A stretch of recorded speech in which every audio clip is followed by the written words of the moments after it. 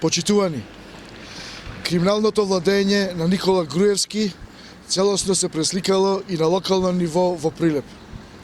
Полициската станица Прилеп поднесе кривична пријава против директорот на јавното предпријатие за просторно и урбанистичко планирање Бранко Нешковски и против раководителот на одделението за паркинзи за основано сомнение за сторено кривично дело во службата.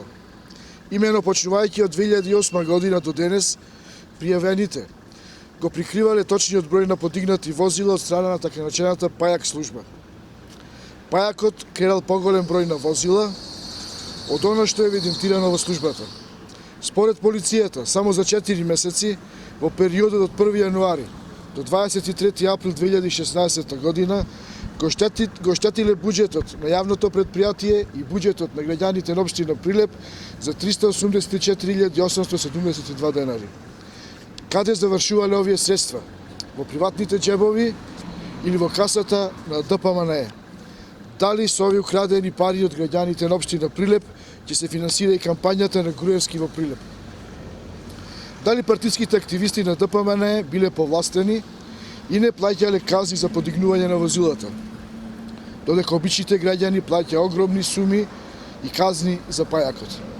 Дали се тоа се случувало со знаење на градоначалникот Маријан Ристевски? Советниците на Социјалдемократскиот сојуз на Македонија бараат предвремена и специјална седница на Совет на општина Прилеп со единствена точка на дневен ред разгледување на работата на ова јавно предпријатие. Законите мора да важат за сите подеднакво.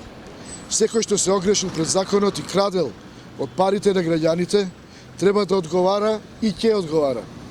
Граѓаните бараат правда и затвор за криминалците.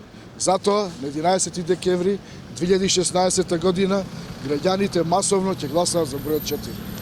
Благодарам.